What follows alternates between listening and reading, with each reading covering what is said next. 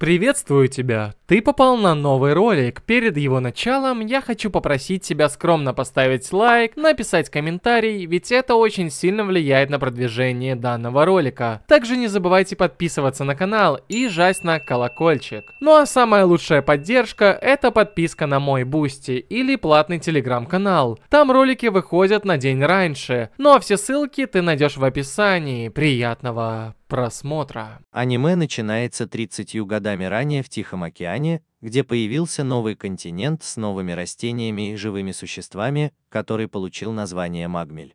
Из-за интереса, который он вызвал у людей, чтобы осмотреть его, они послали большая армия на новый континент. Именно там мы можем увидеть группу людей, которые отправились исследовать его. Возглавляемые молодым беловолосым парнем, оба понимают, что их преследует одно из существ этих земель. Поэтому, чтобы опробовать свои новые методы и стать королем этой новой эры, мальчик бросается на монстра. Позже робот в сопровождении другого странного мальчика, одетого в своего рода униформу, проверяет, что эта группа полностью уничтожена, увидев, что каждый из ее членов мертв на земле.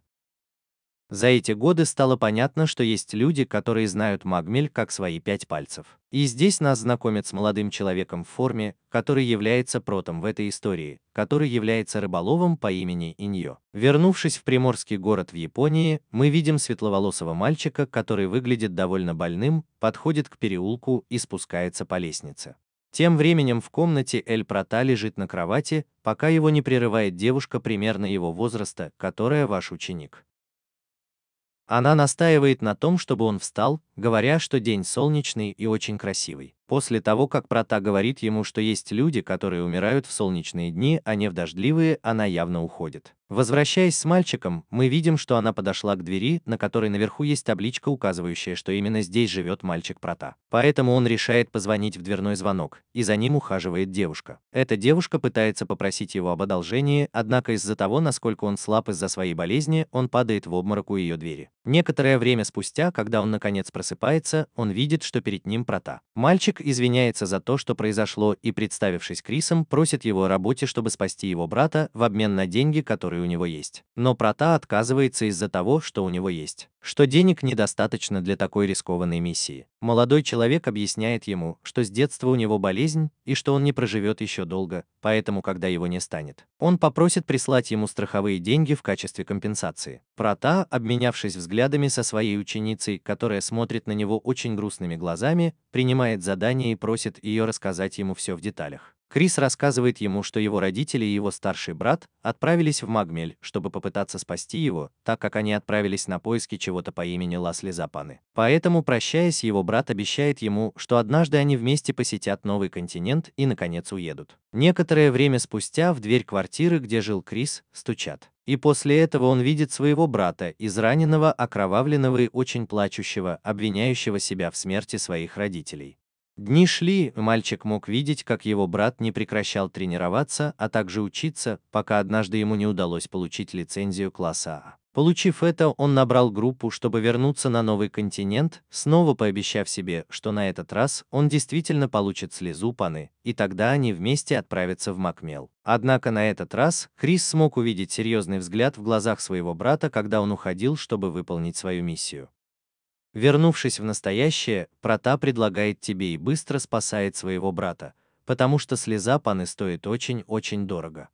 После того, как они сядут в вертолет, они направляются на новый континент, объясняя ему, что Магмель отвергает все внешнее и существует в мире. В этом месте много опасностей. Ученица направляется в своего рода диспетчерскую, и как только они прибывают на большой материковый остров, они решают взять верхового, животное, обученное путешествовать по этим землям, и Прота продолжает рассказывать ему, что там происходят самые большие убийства в мире, поэтому они должны отправиться с ними. Очень осторожно. Объясни, что для того, чтобы попасть туда, им нужна лицензия, однако он рыболов, и его миссия — исследовать и спасать все, что связано с магмой.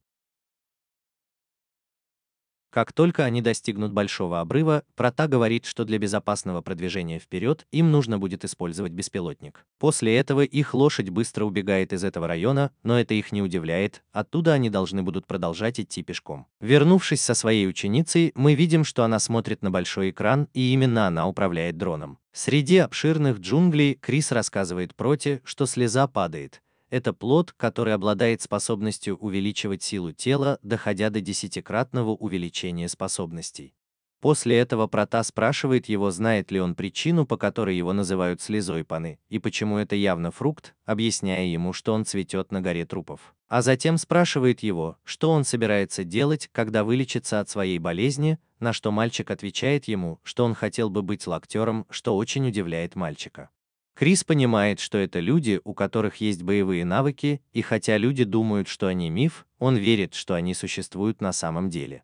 Сказав это, он падает на колени из-за истощения, вызванного его болезнью, и спрашивает, не могли бы вы остановиться, чтобы отдохнуть. Услышав это, Прота отправляет своему ученику сообщение, из которого нам становится известно, что его зовут Зеро, и он использует свой дрон, который дает ему странный фрукт, который, по нашему мнению, помогает немного улучшить подвижность, предотвращая усталость. Пройдя немного дальше между деревьями, он видит человека, у которого на голове большое насекомое, и он зовет на помощь, что очень удивляет Криса. И он спрашивает Прота, должны ли они его спасти, но тот говорит ему, что уже очень поздно, и после того, как он бросил камень в Прота, он спрашивает, должны ли они его спасти. Рядом с человеком из земли вырастают огромные эмпиреи. Объяснив ему свой охотничий механизм, в котором он использует живого человека в качестве приманки, как если бы это была ловушка, он говорит ему, что самая опасная вещь на континенте — это не это, поэтому они решают двигаться дальше. И мы видим, как маленькая черная молния выходит из руки Прота, разрезая его на множество частей. Прыгайте с высоты 100 футов, бросая человека с улыбкой на лице. После того, как он продолжил свой путь, датчик, который был у Проута в кармане, начинает пищать, и по его реакции это означает, что брат Криса все еще жив. 0 подтверждает, что направление, в котором они идут, правильное, однако есть проблема, так как там несколько чудовищных птиц по зоне. Услышав это, Прота просит мальчика оставаться на месте и явно не двигаться, так как он собирается позаботиться о маленьком мальчике проблема. И достигнув птичьей зоны, он снова вызывает черную молнию из своей руки, которая делает ее похожей на меч. Одним большим прыжком он начинает убивать птиц одну за другой, в то время как этот заботится о существах.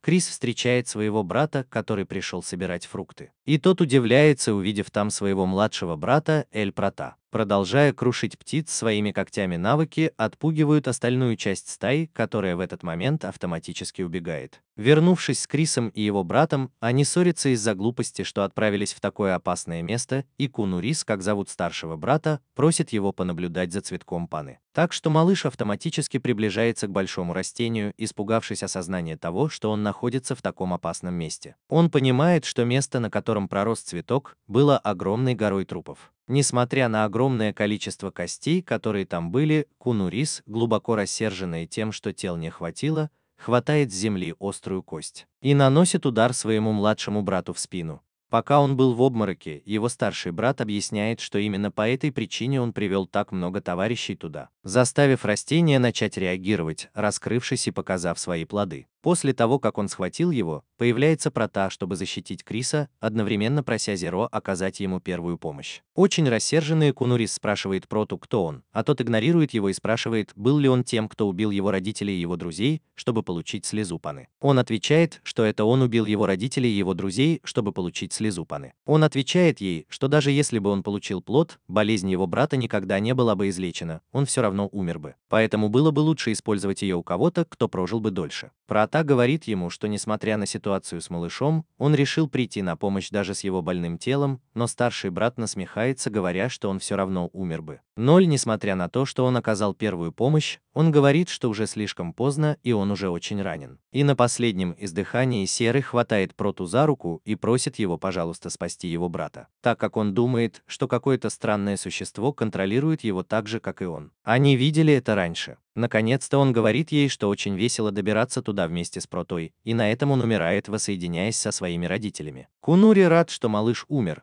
но прежде чем он заканчивает фразу, его подбрасывает в воздух, когда Прота наносит ему удар кулаком в лицо, раскрывая, что он мертв. Что самое опасное в Магмеле — это страдание, гнев и зло, которые этот континент дает людям. После этого мощного удара Кунурис в ярости встает и ест фрукт Паны, тем самым увеличивая свою мышечную массу и силу, нанося ответный удар молодому человеку, сбивая его с ног о камень, однако тот почти не реагирует и, очень быстро приблизившись, снова бьет старшего брата, заставляя его летать по камням. Я снова поднимаюсь в воздух и ударяю его об пол.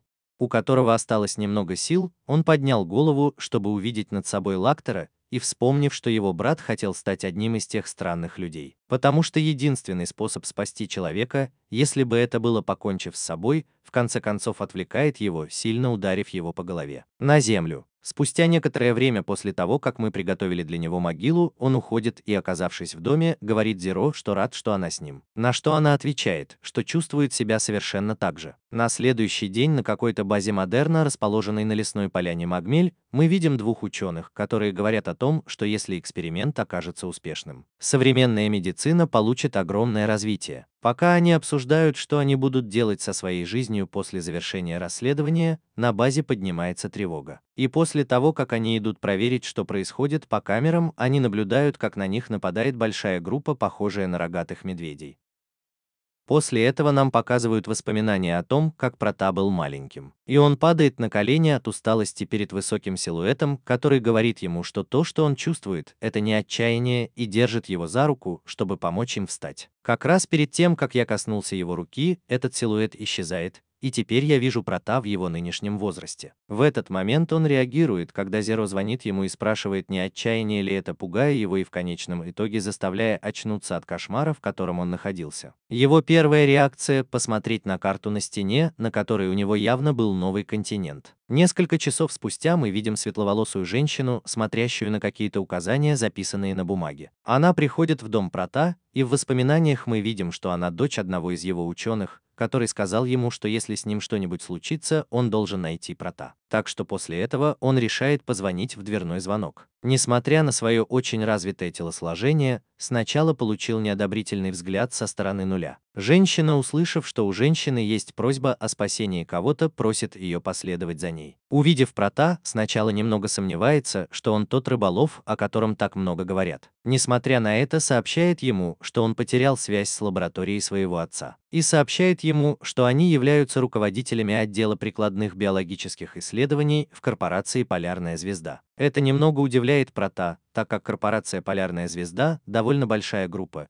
и у них должна быть своя собственная спасательная команда. Поэтому они должны позволить ей позаботиться об этом. Но девушка настаивает, говоря им, что ее отец сказал ей, что если случится что-то плохое, она должна пойти в это. Где конкретно искать его? Это заставляет Прота спросить его, есть ли какая-то награда за выполнение этой работы, поскольку он эгоистично жертвует чьей-то жизнью, чтобы спасти ее от кого-то другого. Это немного злит женщину, поскольку она думает о том, что Прота отказывается ей помочь, и она думает, что Прота это то, чем она занимается. Очень жестокий, но в конце концов он умоляет ее о помощи, говоря, что он единственный, на кого он может положиться, и называет его свингом, заставляя парня напоминать таинственную фигуру, однако тот отказывается от помощи и говорит ей, что это не свинг, что очень смущает девушку. Девушка начинает что-то искать, чтобы идентифицировать Прота, тот, поднявшись со стула, говорит, что даже если это не тот, кого она ищет, она может позаботиться о себе. Поэтому они направляются к вертолету. По дороге мы видим человека по имени Оуэнс, который рассказывает нам, что девушку зовут Эмилия, и спрашивает, кто ее сопровождает, на что она отвечает, что он ее младший брат, и говорит, что поможет ему найти ее отца. После этого они удаляются по пути на корабль. Прота спрашивает Эмилию, кто ее младший брат, и она говорит ему, что не может взять с собой постороннего, поэтому лучше всего было бы выдать себя за кого-нибудь из родственников.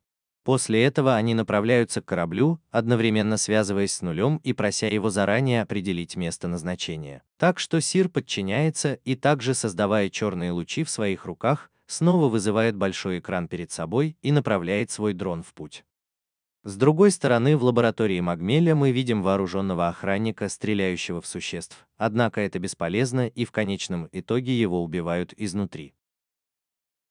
Ученые наблюдают через камеры, как все его товарищи были уничтожены в самолете по пути к месту назначения. Они анализируют, с какими существами им предстоит столкнуться, которые представляют собой разновидность медведей, которые обычно питаются горячими минералами. Однако, если их побеспокоить, их шкура становится коричневой. Они становятся стальными и выходят из-под контроля. После этого человек, который, кажется, ведет солдат, сообщает, что в лаборатории находится около 30 образцов, и что это совершенно чрезвычайная ситуация. Или, по крайней мере, так будет до их прибытия. Это заставляет солдат начать смеяться, когда их прерывает Прота, который говорит, что каждый год на новом континенте пропадает около 950 тысяч человек. из которых только треть может остаться в живых и вернуться. Один из солдат поздравляет тебя с тем, что ты так много изучил эти земли, но именно они сделают так, чтобы более трети тех, кто там находится, выжили. Тем временем в лаборатории камеры фиксируют прибытие спасательной команды, с корабля они выстраивают оружие в линию и стреляют в тех, кто там находится. Зверей, убив таким образом нескольких из них. Это немного удивляет Прота, но человек, который руководит операцией, объясняет, что эти пули сделаны из металла, который они нашли в магме. Однако Прота прерывает их, говоря, что он не это имеет в виду, а скорее ему странно, что эти существа напали на исследовательскую лабораторию, несмотря на то, что они были убиты. На что мужчина отвечает ему, что это просто потому, что они очень жестокие, что вызывает у Проты полное и сильное недоверие. Однажды над лабораторией солдаты прыгают с парашютом и из своего оружия стреляют с неба в медведей, убивая одного за другим. В этот момент Зеро связывается с Протоном, предупреждая его, что что-то направляется туда, поэтому последний просит поделиться изображением. На нем вы можете увидеть гигантскую ящерицу, намного выше деревьев, приближающуюся к нему, привлеченную кровью медведей, которая начинается там. Бомбардировать местность гигантскими камнями, швыряя их хвостом в направлении корабля.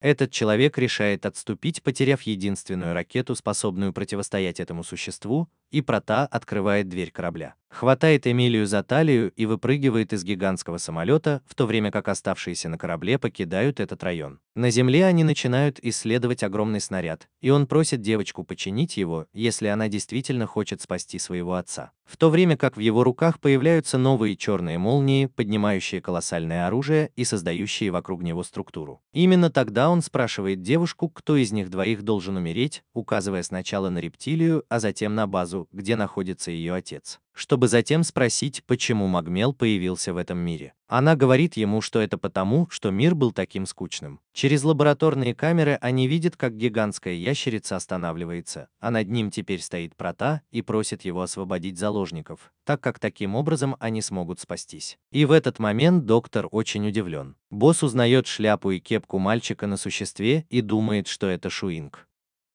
Затем он принимает просьбу мальчика, пока Эмилия заканчивает подготовку ракеты.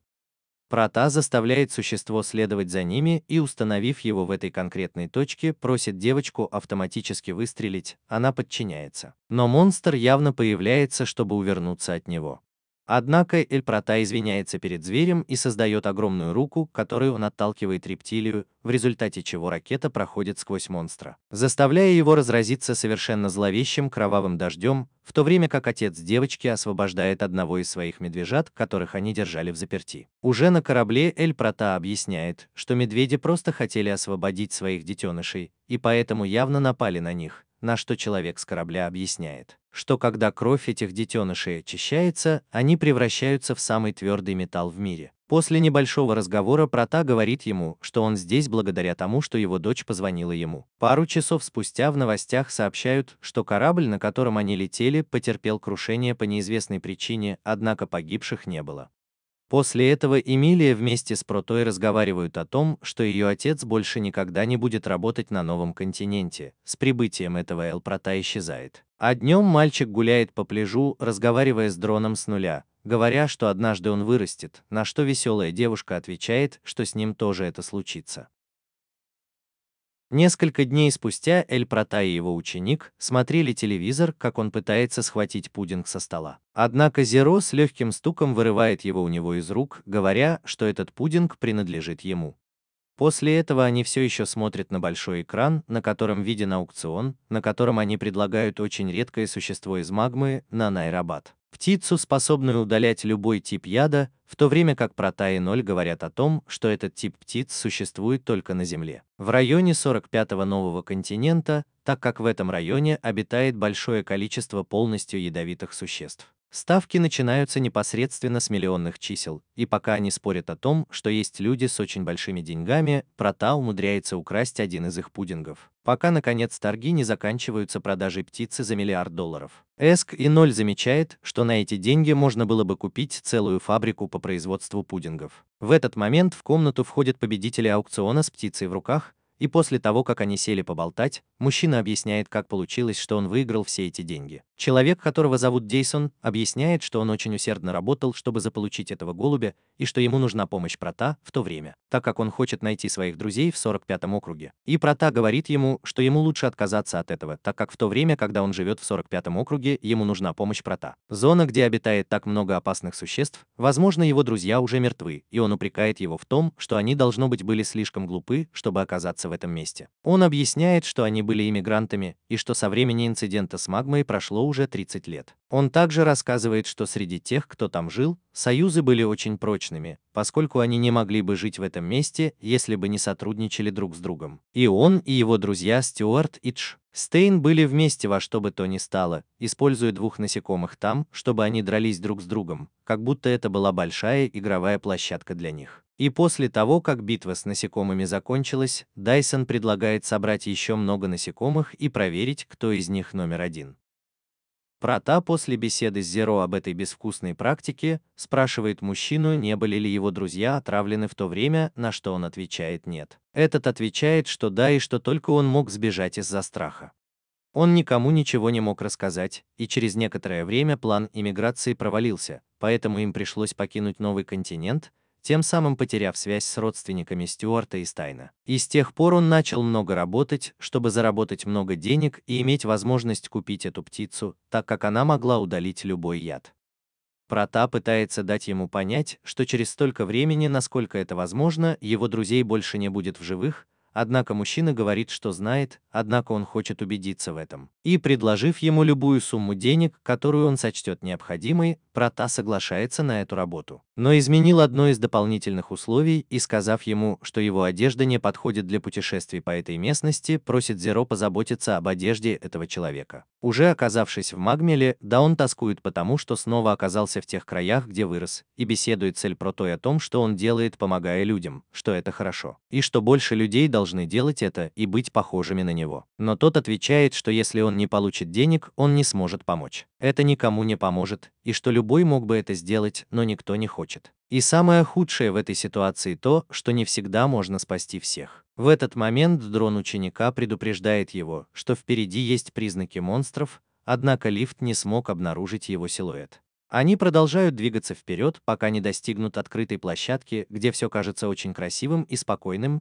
где даже есть несколько красивых цветов позже. В этот момент Прота останавливает человека и пытается схватить цветы, так как они очень подозрительны. Внезапно из-под земли появляются какие-то лианы, которые пытаются напасть на него, но этот своими черными молниями создает пистолет-пулемет для защиты и начинает многократно стрелять по существам. Внезапно дым вырывается из летающего насекомого, которое пытается напасть на тебя, но Прота явно уклоняется от него. Мотылек продолжает летать и распыляет на него какую-то нить, которая его связывает, но Прота создает гигантские металлические руки, которые хватают нить и подбрасывают ее насекомому в воздух. Снова спокойно, с цветами в руке, он кормит ими голубя, объясняя Дейсону, что эти цветы ядовиты для человека, но тем не менее являются любимой пищей этих птиц. И он спрашивает его, что это яд, а что лекарство, спрашивая, действительно ли это просто человеческое сосуществование. Через некоторое время, продолжая идти пешком, они прибывают в район, где Дайсон находит дерево с отметиной и вспоминает, что именно он срубил его в детстве. Чтобы найти дорогу обратно, вернувшись домой, вы начинаете бежать в направлении лесной поляны, на которой была пещера. И Прот, спросив, была ли это та самая пещера, где произошла трагедия, отправляет беспилотник на разведку, прежде чем войти в них. Именно тогда мужчина вспоминает, как произошел тот инцидент, когда он поместил червя, скорпиона и летучую мышь в банку и немного подождал, пока она откроется. Его друзья отравились парами, выходящими из сосудов, и, охваченный яростью, Дайсон с силой швыряет чашу о пол, разбивая ее на множество частей, сожалея о том, что сбежал после того, как это произошло. Однако Прота говорит ему, что его друзья все еще живы, и из темноты пещеры начинает выглядывать гигантский скорпион, но заметив этого волосатого ивера, мужчина быстро опознает своего друга Стюарта, который, поскольку теперь его чудовище убивает его, начинает его преследовать. Он безжалостно атакует, но им, надеюсь, удастся увернуться от него. Человек хочет образумить это существо, пытаясь заставить его вспомнить, что он его друг детства. Внезапно в пещеру входит большая летучая мышь, нападая на Скорпиона, и после того, как у него были зеленые очки. Его друг также узнает в нем Штейна и радуется, что он тоже будет жив. Однако, кажется, не узнает его, и они нападают на него, поэтому Прота бросает человека на землю, чтобы увернуться от него. В этот момент Дазон думает, что если бы он использовал птицу, чтобы вылечить ее ядом, он мог бы снова превратить их в людей. Поэтому они бегут в направлении клетки, в то время как они обе убегают. Существа сражаются друг с другом, и хотя у Прота нет другого выбора, кроме как атаковать их, человек избегает этого, оказываясь между двумя существами. Глядя им в глаза, ты начинаешь плакать, очень сожалея о решении, которое принял, услышав, когда был маленьким, и понимаешь, что оба монстра понимают, что ты говоришь. И ты счастлив, что они ясно это признают. Так Дайсон спрашивает у Прота, как и у этой птицы, исчезнет ли их обоих яд. На что Прота отвечает, что да, однако его друзья умрут, поскольку из-за его трансформации теперь им нужен этот яд, чтобы жить. И если бы они заставили его исчезнуть, они бы в конечном итоге умерли, так как не смогли бы выжить. Мы никогда больше не станем людьми. После этого два огромных зверя направляются к этому месту с намерением, чтобы они оба последовали за ним, и, выйдя из пещеры, достигают того места, где была отметка на дереве. В знак того, что они действительно помнят его и те хорошие времена, которые они провели в детстве. После этого они решают вернуться в пещеру. Прощаясь с ними, Прота спрашивает его, уверен ли он, что не хочет покончить с ними и дать им достойную смерть, чтобы они покоились с миром, поскольку иногда смерть – это доброта. И таким образом они могли бы перестать страдать. Однако мужчина говорит, что не нужно лишать себя жизни, так как это несколько эгоистично. И говоря это, он выпускает голубя и говорит, что несмотря на то, что у них теперь другое тело, они все еще Стюарт и Стейн, даже если они изменились. Он тоже изменился с того дня. Вернувшись в страну, Эль Прота и Зеро смотрели лекцию Дазон, на которой он говорит, что все доходы от продаж магмы, связанных с охраной окружающей среды, он будет использовать для тех людей, которые потеряли родственников на новом континенте, а также что он построит фабрику по производству пудинг. И в тот момент, когда журналисты явно спрашивают его, почему именно фабрика по производству пудингов, он отвечает, что это дополнительное условие. Поэтому Прота рад, что он выполняет свои обещания. Он хватает одну из упаковок, но его ученица быстро выхватывает ее у него из рук, говоря, что они смогут есть только один пудинг каждые 20 дней. И это немного расстраивает Прота, так как он думает, что она очень скупая. На следующий день эти двое идут на рынок, и девушка видит что-то, что кажется очень вкусным и что она хотела бы попробовать, но Прота говорит ей, что она должна попробовать только половину, и позволяет ей потратить только 30 эск, на что она немного расстраивается, так как думает, что он очень вкусный, очень скупой. И когда она идет покупать его, продавец говорит ей, что один стоит 40 эсков, но она дает ему только 30. Мужчина, увидев это, говорит ей, что этого недостаточно и что это бизнес, он не может позволить себе снижать цену каждому, кто его попросит. Но она, не слишком понимая этого, говорит ему, что если ей удастся сделать то, за что следующий покупатель заплатит ей в 10 раз больше, проблем быть не должно, так как они заработают столько же. Продавец смеется, так как ему нравится отношение девушки, так что только на этот раз он продаст ему более дешевую. Прота видит, что она выглядит довольно неплохо, поэтому он тоже решает купить одну, но когда он идет попросить одну у продавца, тот говорит ему, что ее цена довольно низкая. Это 50 эск, и это очень бесит Прота. После этого вы слышите, как многие люди поднимают шум и задаются вопросом, что происходит. Поэтому, подойдя ближе, вы видите, что разговариваете с чудесным человеком по имени Верена Астелария, белоснежной женщиной со светлыми волосами, которой удалось попасть в Магмель 8 время для приключений, и у него сегодня довольно серьезное объявление. Она начинает говорить о том, что даже сегодня мир окружен войнами и что дети, потерявшие своих родителей, все еще плачут, поэтому она хочет спасти как можно больше детей. Поэтому она снова вернется на новый континент, и после таких новостей весь мир начинает плакать. Повторяйте его имя. Однако Зеро замечает, что Прота смотрит на женщину холодным и серьезным взглядом, на что он отвечает ей, что она не чудо-человек, и подрезает кровавую Марию.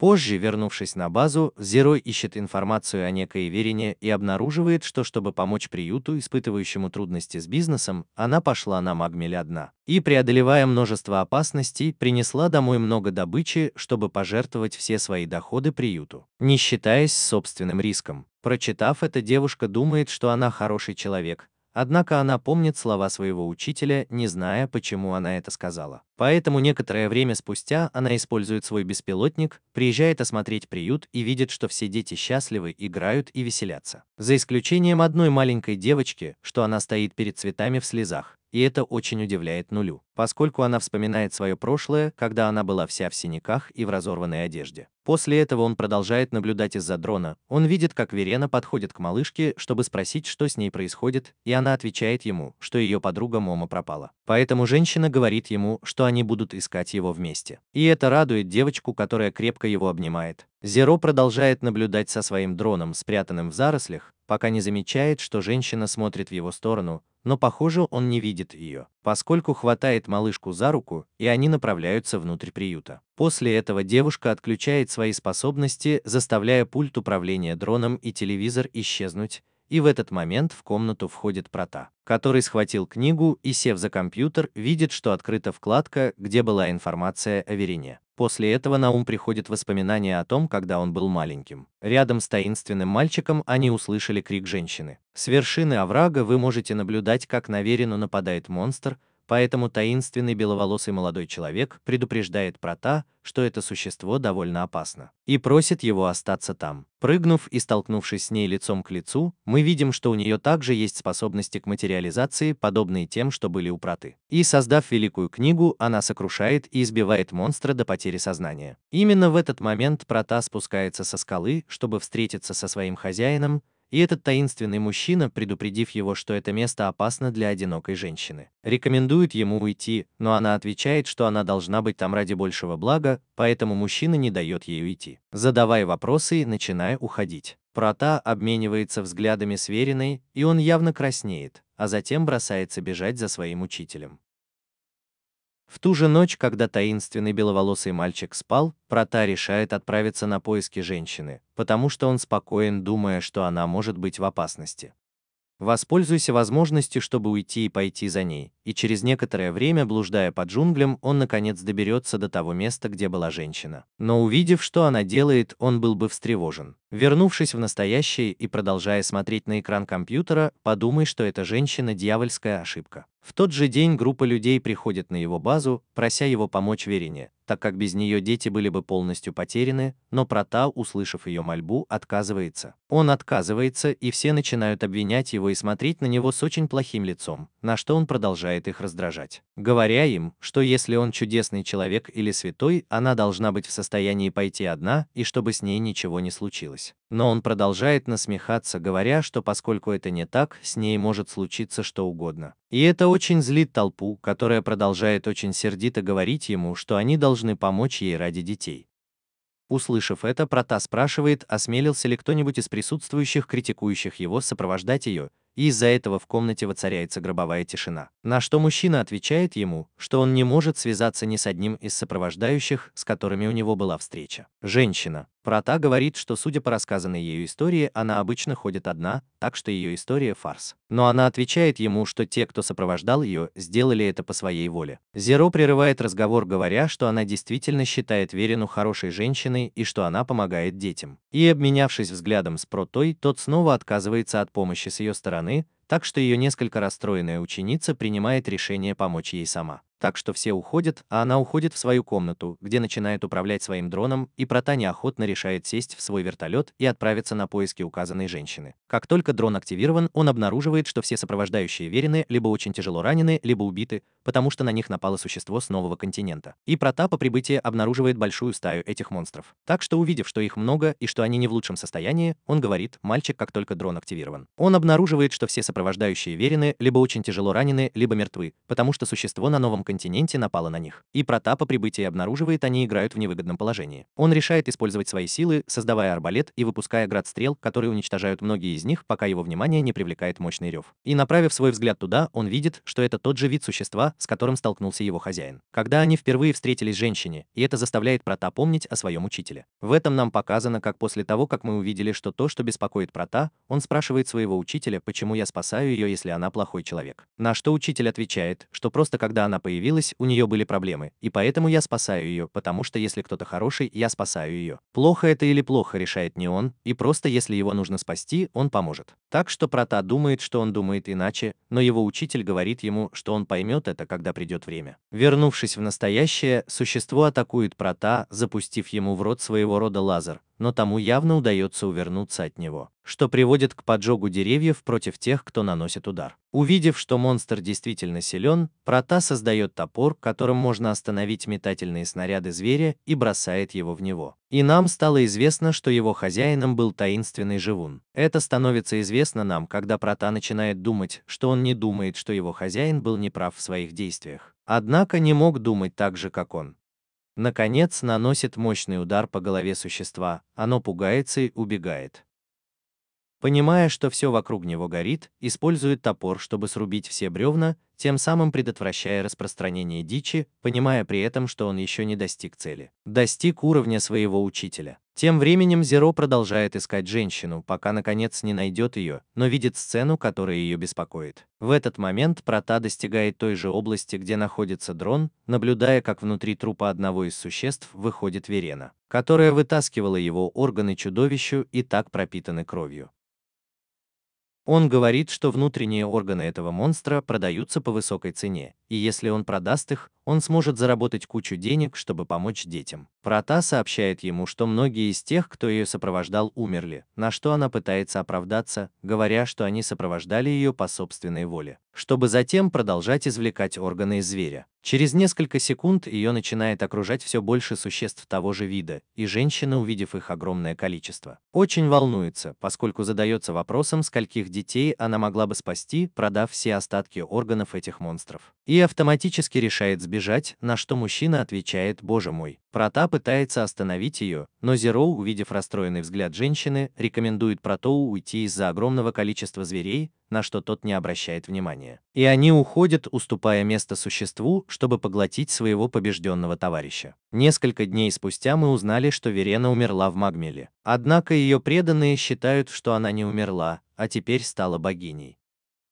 Услышав это, маленькая девочка, которая помогла женщине, очень-очень грустит и плачет, пока дрон с нуля не дает Момо, который оказывается очень милой игрушкой, дорогой для малышки. Позже, прогуливаясь по рынку, Прата и его ученик немного поболтают о концепции добра и зла, поскольку это нечто изначально созданное людьми.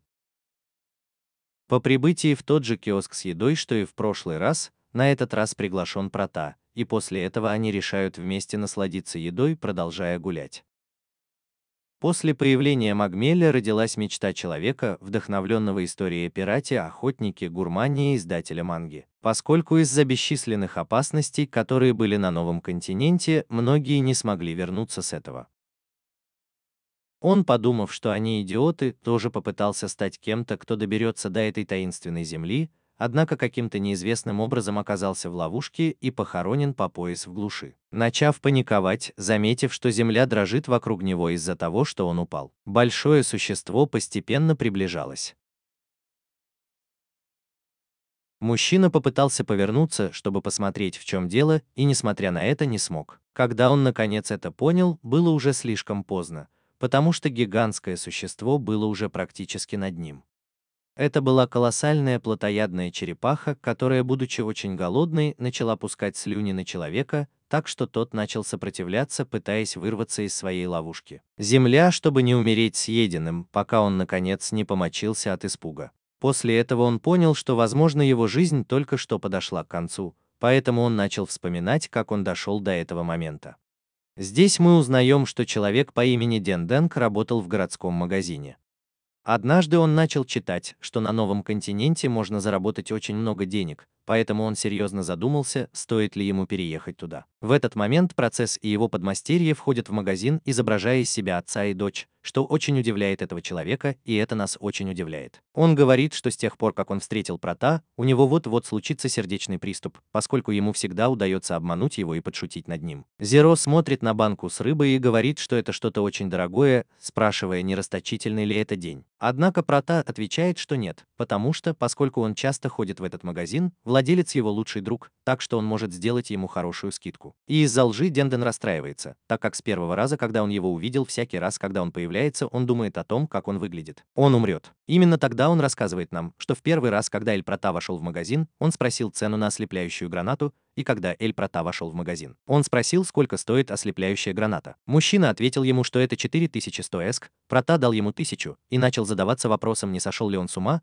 но тут увидел, что он предлагает только 800. Поэтому он просит Прота перестать шутить, на что тот отвечает ему, что он не должен платить свою первоначальную цену, так как эта граната не была куплена. Я уже был в очень плохом состоянии. Это шокирует продавца, так как это невозможно. Однако Прота продолжает объяснять, что даже если он не вытащит кольцо, оно взорвется, и, используя свои силы, он заставляет его взорваться. После этого об этом пошли слухи, и покупатели покинули магазин. Однако Эль Прота продолжал приходить в магазин снова и снова, пытаясь обмануть продавца любым способом. Начиная с оплаты фальшивыми купюрами ручной работы и заканчивая инсценировкой несчастных случаев и опасностей внутри магазина без каких-либо ограничений. Можно было бы привести множество других абсурдных причин, исключительно для того, чтобы получить скидки при покупке товаров там.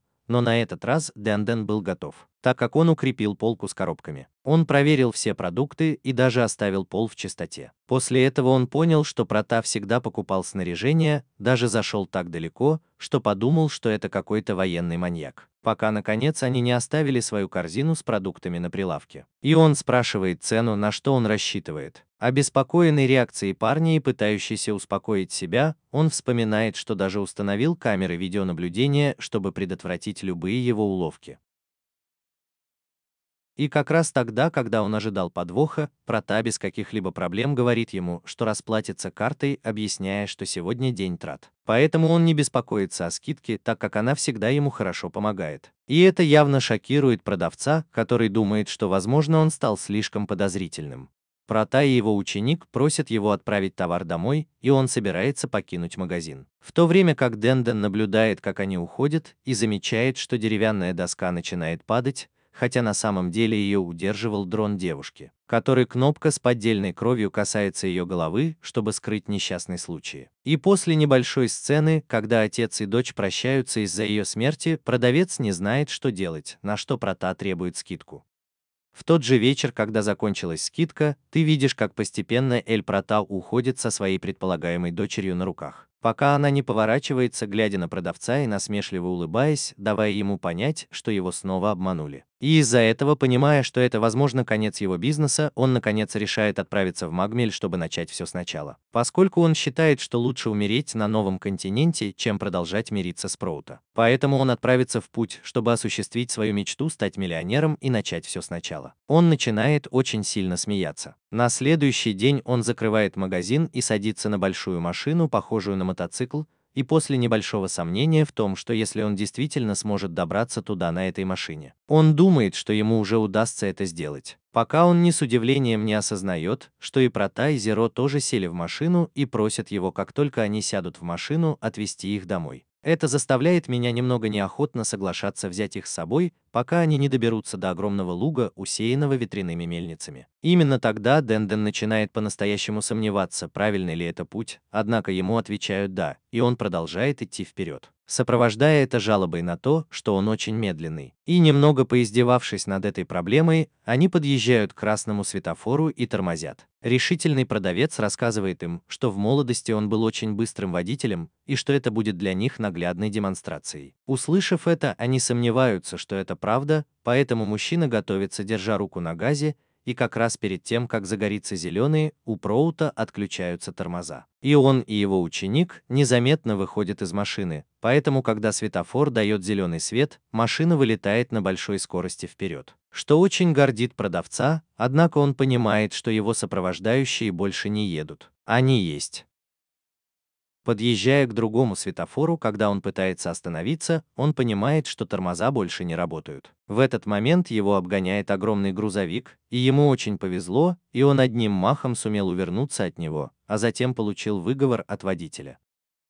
И после того, как он почувствовал облегчение от того, что ему удалось выжить и он не погиб, Именно тогда он понимает, что находится над оврагом, из которого он вылетел. Он поскользнулся и упал в море, где чуть не утонул, если бы не то, что Прата бросил ему поплавок. И когда человек чувствует, что море зовет его, и что на его мотоцикле он никогда бы не смог добраться до нового континента, он думает, что лучшим вариантом будет путешествовать по морям. Спустя некоторое время на 30-летние сбережения он покупает лодку и продолжает гордиться тем, чего достиг. Но эта гордость внезапно разрушается, когда он понимает, что Эль Прата и его предполагаемая дочь снова на борту. Они понимают, что у них много припасов и оружия в ящиках, и спрашивают его, не является ли он каким-то преступником, бегущим из страны, на что Денден обвиняет его, поскольку именно они покупают только оружие. И после этого Прата учит его своей силе, создавая гранату в его руке. Протягивает руку и объясняет ему, что его способность работает как своего рода сканер, анализируя структуру и манипулируя материалами, чтобы создать что-то, что ранее было изучено. Так что если бы он придерживался оружия, которое рекламирует его магазин, он не смог бы анализировать больше ассортимента оружия, поэтому у него были бы проблемы. И после этого он отдает ему гранату, но тот понимает, что у него снято кольцо, поэтому он быстро бросает ее с плохой меткостью, который попадает в вашу лодку. Так что, не зная, что делать напрямую, он предпочитает спасать свою жизнь. Ты прыгаешь в воду, и твоя лодка автоматически взрывается, тем самым теряя 30-летние сбережения твоей жизни. И оставаясь парить над водой и глядя в небо, ты понимаешь, что у тебя все еще есть последний шанс. Поэтому он будет путешествовать по воздуху и через некоторое время решает отправиться на крыло. Компания Дельта решила, что у нее недостаточно денег даже на перелет. Сначала он сомневается, что с Феей Дельтой он сможет туда добраться, но поскольку пути назад уже нет, он и не думает сдаваться и начинает бежать, пока он не прыгнет и не взлетит. Но уже оказавшись на высоте многих метров, он понимает, что не знает, в каком направлении находится Магмель, и решает автоматически увидеть его на карте. Но понимает, что не может сейчас оторваться, чтобы проверить это. Внезапно появляется Прата, летящий рядом с ним с нулевым дроном, и после инструктажа он говорит ему, что, похоже, он не может нормально подняться. Поэтому он создает огромный вентилятор, который заставляет Дендена взлетать очень высоко, который теряет устойчивость и падает в штопор, сумев спастись в последнюю минуту. Однако этот снова теряет управление и попадает в грузовик, перевозивший свиней. И мы видим, как водители впервые говорят о том, что они поехали в Магмель, чтобы отвезти этих поросят на корм. Вот как Денден окружен гореносами. Он осуществил свою мечту о путешествии на новый континент. Мы снова возвращаемся к началу, где он был похоронен по пояс с огромной черепахой позади, которая ждала, пока он полностью расскажет свою историю, чтобы явно съесть его на месте. И как раз перед тем, как отправиться в путешествие. То, что его съел Прата, похоже, спасло ему жизнь. И этот факт радует его и делает его очень счастливым, поскольку он видит, что тот действительно считает его своим другом. И говорит ему, что еще не раз будет ходить к нему за покупками. Несколько дней спустя мы видим, как Прата смотрит на большой экран, на котором появляется кошка, вспоминая свое детство рядом с Живанием в большом деревянном доме на старом дереве. В то время как взволнованный Ноль продолжает смотреть на экран, где идет шоу о котятах, и она думает, что они очень милые. Очень довольный тем, что они делают, в конце концов приходит к выводу, что хотел бы усыновить котенка, и спрашивает Прата, могут ли они его завести. На что тот автоматически откажется. И когда она спрашивает его почему, он отвечает, что не хочет кошку, потому что ненавидит их. Это очень удивляет девушку, которая, подумав о том, какие милые кошки, считает, что невозможно ненавидеть кошек, если она неплохой человек. И он даже говорит, что люди излечиваются от беспокойства на работе, просматривая видеоролики с котятами в интернете. На что он объясняет, что это заговор, в котором в видеоролике с кошками проникает злая сила, и на самом деле они крадут у него его боевой инстинкт. Чтобы заставить их работать, однако, как и лошади, она говорит ему, что не очень хорошо лгать, и, схватив его кепку, указывает на значки котенка, которые у него есть, говоря, что это кошки или, по крайней мере, так они выглядят. Однако Прата, объяснив ему, что это не кошки, говорит ему, что не любит заводить домашних животных, и это оставляет его очень серьезным. Который, продолжая разглядывать значки на кепке, спрашивает, являются ли они чем-то ценным для него, на что тот продолжает вспоминать свое прошлое вместе со своим учителем. Через некоторое время Прата спрашивает Шуина, почему он молчит и о чем он думает в течение некоторого времени, на что он отвечает, который отвечает ему, что в его семье. И Прата, удивленный тем, что у него есть семья, спрашивает его, знает ли он, где они и чем занимаются. На что его учитель отвечает, что нет, поскольку их нет в этом мире, потому что он не смог их защитить. Несколько удивленный Пратал спрашивает его, не был ли он недостаточно силен,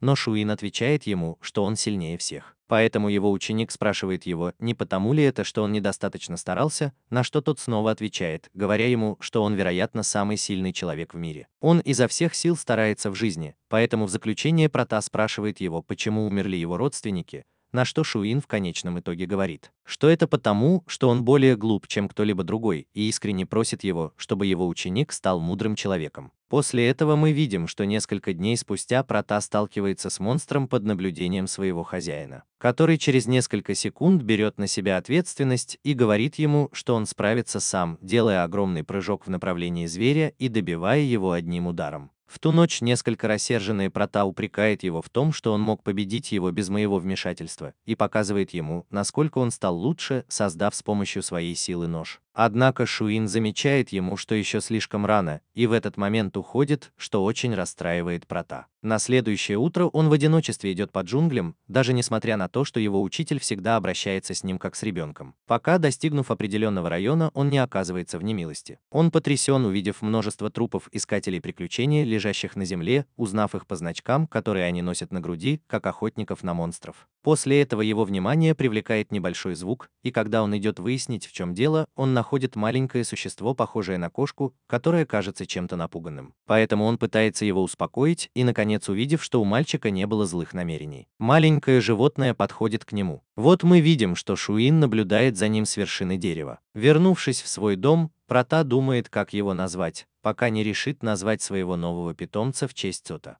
Радуясь тому, что у него есть имя, он спокойно ложится на спину, чтобы уснуть. В этот момент приходит его учитель и говорит ему, что, похоже, его новый маленький друг ему нравится. Поэтому Прата спрашивает, могут ли они оставить его у себя. И через несколько секунд, подумав, Шуин наконец соглашается. С наступлением темноты Прата решает вырезать значок в форме кошки. Однако в процессе он порезался кровоточащим ножом. Поэтому, увидев это, его учитель говорит ему, что он позаботится о том, чтобы закончить значок, но внезапно увидев, что маленькое животное приблизилось, чтобы понюхать кровь владельца этого, ступает вперед, отрезая ему путь, и после серии глубоких размышлений он продолжает свою работу. Некоторое время спустя, уже с готовыми значками, он явно вручает их своему ученику, и тот вешает один из них на шею своему маленькому питомцу. И не дожидаясь этого, его учитель надевает на него кепку, на которой вышиты другие значки, которые он сделал, говоря ему, что он из подарок для него в обмен на то, что он останется с одним из значков, и таким образом мы спокойно проведем ночь все вместе. Вернувшись в настоящее, теперь зная историю происхождения этих маленьких шапочек,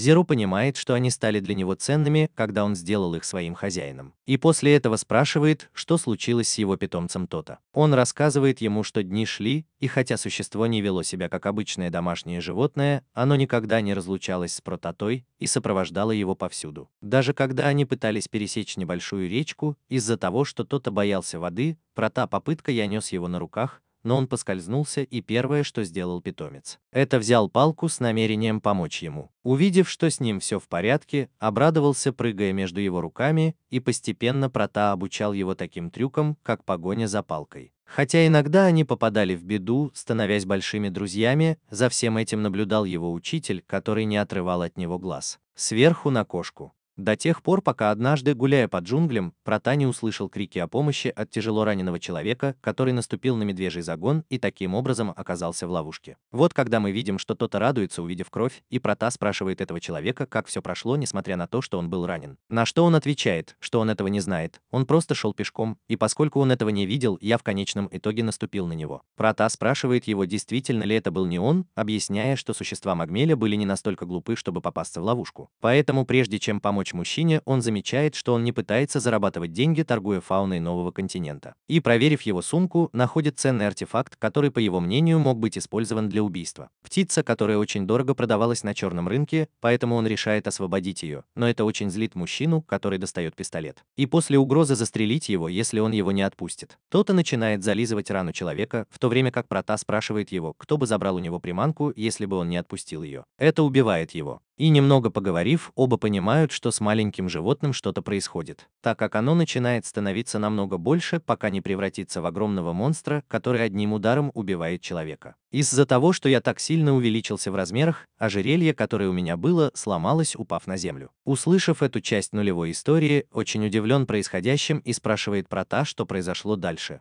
на что тот объяснил ему, что ему пришлось убить его. В результате чего девушка была очень обеспокоена девочка, пока он продолжает рассказывать о том, что перед этим чудовище начало пожирать труп человека. И поняв, что прота там, безжалостно напала на него, надеясь, что его хозяин спас его. Шуин начинает объяснять ему, что если он пьет человеческую кровь, эти типы существ трансформируются. Поэтому очень обеспокоенный прота спрашивает его, есть ли какой-нибудь способ вернуть его к нормальной жизни, но тот говорит ему, что, к сожалению, нет. И преподает ему тяжелый урок, который он должен усвоить с этого момента, напоминая ему, что он должен вернуться к нормальной жизни. Что в том месте, где он находится, это необычное место, это Магмель. И после этого, создав меч, он собирается убить монстра, однако его прерывает прота, который просит его, пожалуйста, позволить ему сделать это с ним. А на его учителя после того, как он спросил, может ли он, напал то-то. После этого прота обнажает меч, которым владеет, и именно здесь начинается схватка между его питомцем и ним, причем зверь атакует первым. Прота уклоняется и успевает напасть на него без корабля, чтобы ударить его по рогам. Меч отскакивает и взлетает в воздух, давая зверю время для контратаки, сбивая мальчика с ног и бросая его на землю. И наблюдая, как он медленно приближается, вспоминает все моменты, которые он провел с ним, и видя, что он атакует его, снова генерирует меч своим клинком. Сила реагирует и на секунду видит существо, сомневающееся, принять ли ему удар или нет. Поэтому быстрым движением прота разрубает его. Понимая, что зверь смотрит на его ошейник на земле и сожалея о том, что напал на его питомца, тот умирает. Через несколько часов после того, как они похоронили огромный труп, его учитель подходит к нему и говорит, что он поступил очень хорошо. Дает ему значок то-то на ошейнике и напоминает ему, что это не его вина. Как только история закончится, и прота и его ученик несколько секунд молчат, пока он не нарушит молчание, сказав, что он впервые убил монстра, потому что на новом континенте. Если ты не убьешь, тебя убьют. После этого он извиняется перед Зеро и спрашивает, не мог бы он подождать еще немного, чтобы завести домашних животных. Девушка, немного опечаленная этой историей, собирается заговорить, когда внезапно звонит клиент. Звонок в дверь, и немного поколебавшись, стоит ли ему открывать в это время, Протон просит вас вести себя нормально. Через несколько минут покупателем оказалась маленькая девочка, которая плакала и говорила, что ее питомец рука пропал. Малышка показывает рисунок кошки, и это трогает прота, который успокаивает девочку, говоря ей, что они найдут свою кошку, чтобы она успокоилась. Это радует малышку, но она поправляет его, говоря, что рука собака. И, видя позитивное отношение своего хозяина, несмотря на то, что он через все это прошел, Зеро улыбается, говоря, что она явно смотрит на него так, как смотрит собака. И после того, как, пролетая над магмой, Эмилия и Оуэн прибывают в район континента под названием Волшебный восьмиугольник, место, где упало много самолетов. Однако этот человек говорит, что, путешествуя на таком продвинутом корабле, как этот, они не смогли бы их сбить, так как это самый мощный вооруженный вертолет на планете. Великий и сильный мира сего. И Оуэнс думает, что это действительно так, поскольку автомобиль изготовлен из самых стойких минералов магмы, и он думает, что из-за сообщений причины для беспокойства очевидны. Однако, если им удастся выяснить, почему эта зона так опасна для кораблей, это будет полезно для их компании. Каждый раз, когда они углубляются в этот восьмиугольник, и из воды какие-то похожие на горы существа наблюдают за приближающимся большим транспортным средством. Однако эти существа начинают швырять в корабль большие камни, используя свои длинные и мощные языки в качестве катапульт. Солдаты корабля реагируют, используя свои пушки и пулеметы, чтобы разбить снаряды, которые они в него бросают. Однако наступает момент, когда их становится слишком много, чтобы они могли реагировать и останавливаться, пока не потеряют контроль над двигателями. В этот момент что-то врезается в вертолет, и через камеры Эмилия видит, как длинная рука, исходящая из человеческого силуэта, сумела схватить его корабль и тянет его к земле с намерением разбить то, что он получит. После этого лягушки начинают квакать, и нам показывают, что это какой-то гуманоид невысокого роста, улыбающийся и с несколько встревоженным лицом. Тем временем в городе доктор Честер направляется на базу Лос-Протас, где Эсте и Зеро беседуют о зефире, который они едят. Девушке это очень нравится, и она говорит, что отныне они будут завтракать, есть, перекусывать и ужинать этой едой, поскольку я покупаю их с нуля. Потому что они продавались дешево и в большом количестве, так как у них не было денег ни на что другое. В этот момент доктор стучит в дверь и сообщает им, что его дочь пропала на новом континенте. Это заставляет прота отреагировать из любопытства, поскольку в последний раз, когда они виделись, все было наоборот, и Честер показывает им место, куда направлялась его дочь, и рассказывает им, что произошло. Он снова просит вашей помощи, объясняя, что на них напала неизвестная сила, даже находясь на корабле. Услышав это, Прота соглашается в обмен на вознаграждение в 2 раза больше, чем в прошлый раз. Услышав эти слова, доктор замечает, что Прота очень похож на его жевательный коврик, и не обращая внимания на важность ситуации. Прота лучше обдумывает свое решение и требует тройная оплата, и после некоторого раздумья, зная, что на кону жизнь его дочери и что она на кону, он явно соглашается, пользуясь случаем, чтобы также заставить ее съесть большое количество зефира, чтобы быстро покончить со своими запасами. Тем временем в том месте, где потерпел крушение корабль, Эмилия решает выйти из машины, несмотря на то, что Оуэн просит ее остановиться, так как это явно может быть опасно. Однако женщина говорит ему, что если бы это было так,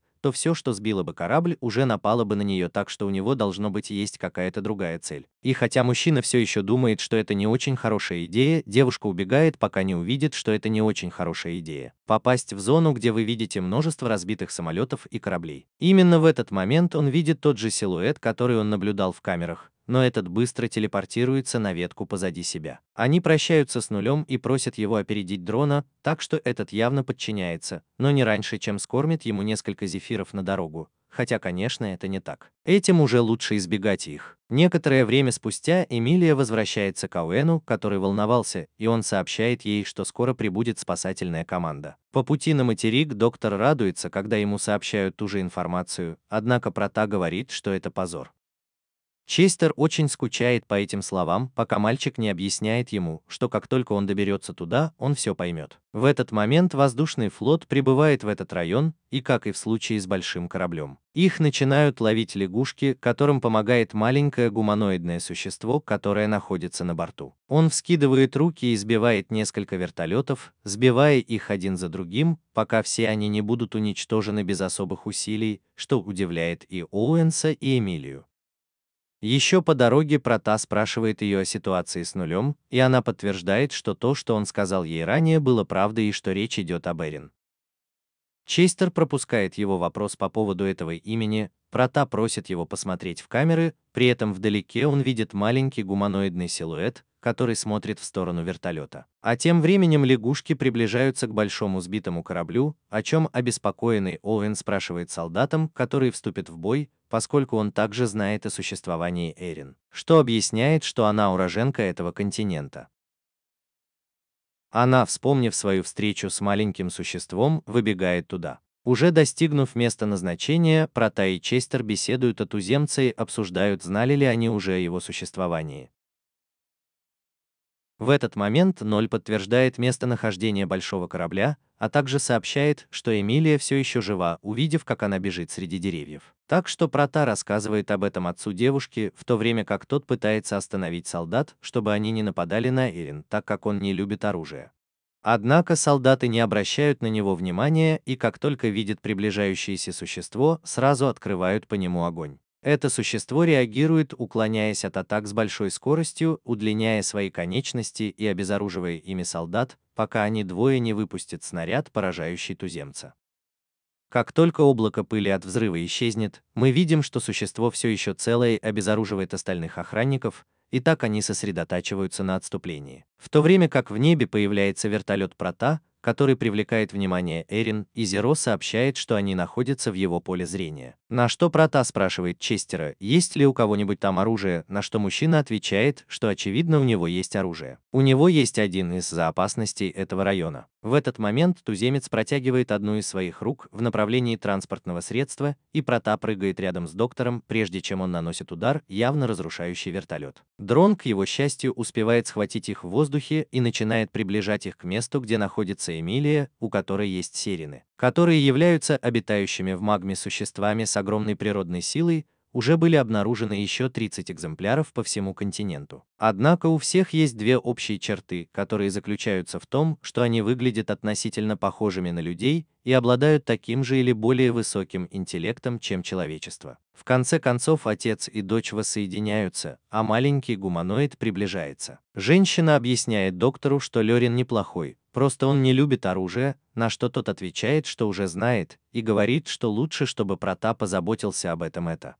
Этот постепенно приближается к туземцу, который быстро атакует его, и Прота, рассматривая это как игру, принимает вызов. И они оба начинают сражаться, уклоняясь и безостановочно нанося друг другу удары и снаряды, пока, наконец, Прота, заняв выгодную позицию, заканчивает бой, победив его ударом. Последнее нападение на Лёрин.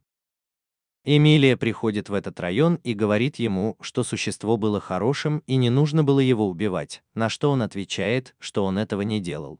И мы можем наблюдать, как туземец потерпел поражение, будучи погребенным под большой горой зефира. Маленькому существу однажды удается съесть пару таких, он очарован их вкусом, поэтому он вместе со своими лягушками они начинают есть, тем самым удивляя всех вокруг. И сталь. Он решает сделать то же самое. Наконец, Прота говорит туземцу, что они не враги, и тот отвечает ему, что единственное, чего они хотят, это жить в мире. Поэтому мальчик обещает ему никогда больше не приближаться к этому району. Честер еще раз извиняется перед Протой за доставленные неприятности, и когда они во второй раз нуждаются в его помощи. Говорит, что хотел бы сделать что-нибудь, чтобы отблагодарить его. Прота просит у него новый вертолет и что-нибудь еще, кроме зефира, и, услышав это из-за огромного вкуса жаб, он просит у него новый вертолет и что-нибудь еще, кроме зефира. Которые развелись из-за этого, они явно начинают квакать, и Ноль говорит, что может их понять. На этом миссия заканчивается со счастливым исходом для всех. Через несколько дней Прота вместе с нулевым дроном собирают еду для Магмы, пока ученик не схватит Z-медузу. Мальчик объясняет ей, что это очень смертельно, если ее съесть, на что она пугается и роняет. Затем он падает на траву, а девушка упрекает его, говоря, что они оказались в такой ситуации из-за того, что зря потратили деньги. Поэтому, когда она снова встает, она замечает яркий свет в глубине леса и решает пойти проверить. Добравшись до этого места, видит перед собой небольшую уменьшенную деревню с братьями, что заставляет Зеро думать, что это жутко и что там могут быть призраки.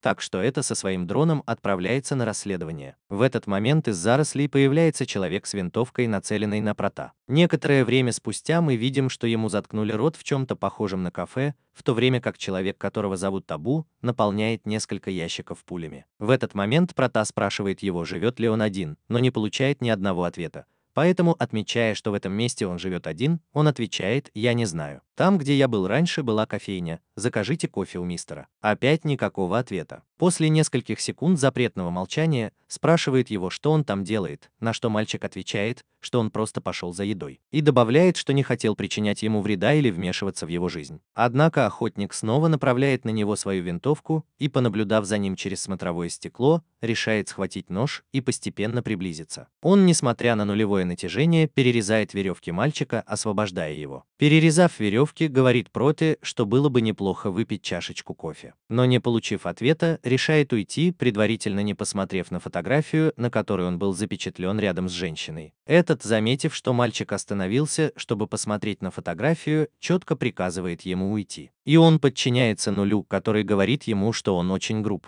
В то время как Прота берет фрукты в форме глаз, и когда он ставит их перед объективом дрона, девушка очень пугается, и несмотря на то, что она вызывает у него отвращение. Она утверждает, что это мило, а также восхитительно, но ей на это наплевать, так как это довольно тревожно. Вернувшись в кофейню, Табу смотрит на фотографию и вспоминает свое прошлое, когда он подавал кофе своим клиентам, а его дочь выращивала кофе. Снова в реальности существо нападает на Прота, и они радуются, потому что мясо этого монстра из очень хорошего качества, так что подумайте о том, чтобы жениться на нем, чтобы съесть его. Поэтому, используя свои способности, Прота пытается атаковать зверя, однако тот принимает удар и начинает бежать, пытаясь убежать. Так что они начинают преследовать его, пока не достигнут поляны в лесу, и когда им наконец удается преградить ему путь. Из-под земли появляется огромный монстр, я обычно съедаю маленькое существо, чтобы снова похоронить себя под землей. Это шокирует до нуля, и опасность миновала. Мальчик объясняет своему ученику, что это странное чудовище, на которое он даже впервые его видит. Однако он знает, что они живут под землей и выходят наружу, когда проголодаются. Во время разговора они попадают в район полный могил, и когда они понимают, что это кладбище, они начинают немного исследовать этот район. Пока не дойдут до могилы, на которой лежат свежие цветы, она, однако, спасает Эль-Прота выстрелом очень близко к ноге, что ей не повезло. Оказывается, это Табу, которое напоминает ему о том, что он приказал ему уйти, и тишина окружает всю обстановку, прерываемая только звуком заряжающего, готовящего еще один выстрел и еще одну пулю, который проходит очень близко к голове Прота, даже не успев предупредить его. После этого мужчина в последний раз повторяет ему, чтобы он уходил, поэтому Прота просто подчиняется и продолжает идти между деревьями, пока не исчезнет. Снова Зеро, рассерженный поведением этого человека, говорит, что нехорошо целиться в человека из пистолета, но он признается ей, что это не так. Возможно, он защищает что-то очень ценное для него. Снова в могиле мужчина слышит мощный рев и, не задумываясь, бежит в том направлении, готовя свое оружие, пока, наконец, выйдя из-за деревьев, не достигнет расчищенного участка, в котором он наблюдает через смотровое стекло, есть ли какая-либо возможная опасность. Через несколько секунд из-под земли появляется тот же монстр, которого мы видели ранее, с дрелью в лице. Так что Тава, увидев его, узнает его и вспоминает, что произошло в тот день, когда он потерял свою дорогую дочь. В этом воспоминании существо появилось в деревне и начало разрушать. Поэтому, когда жители деревни поднялись наверх, маленькая девочка заплакала, и мужчина помог ей. Однако за это его чуть не сожрало это существо, которое, если бы его не остановил другой вооруженный человек, съело бы первого.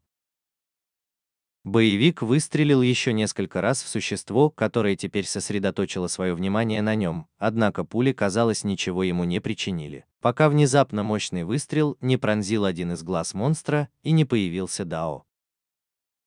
Он берет на себя ответственность за убийство этого зверя и просит своего товарища сбежать, но зверь мощным ударом разрушает здание, бросая на него огромные бревна. В настоящем охотник замечает, что он тот же монстр, что и в прошлый раз, из-за того, что у него отсутствует один глаз. Поэтому он пытается прицелиться в другой, однако прицел начинает давать сбои, в результате чего выстрел не удался. Этот выстрел предупреждает Протона, и когда существо приближается, Табу снова целится в один из его глаз, однако его сильно ударили и швырнули о камень. Увидев это, Ноль говорит Протону, что они должны помочь человеку, однако тот комментирует, что он не из тех, кто, кажется, хочет помочь, и они просто ограничиваются наблюдением. Так что в этот момент человек получает еще один удар от существа. Вспоминая, как когда-то опасность миновала его, он проснулся под бревнами, увидев вокруг себя разрушенную деревню и труп своего товарища. Направляясь в кофейню, был неприятно удивлен, увидев свою дочь совершенно мертвой, что глубоко опечалило этого человека.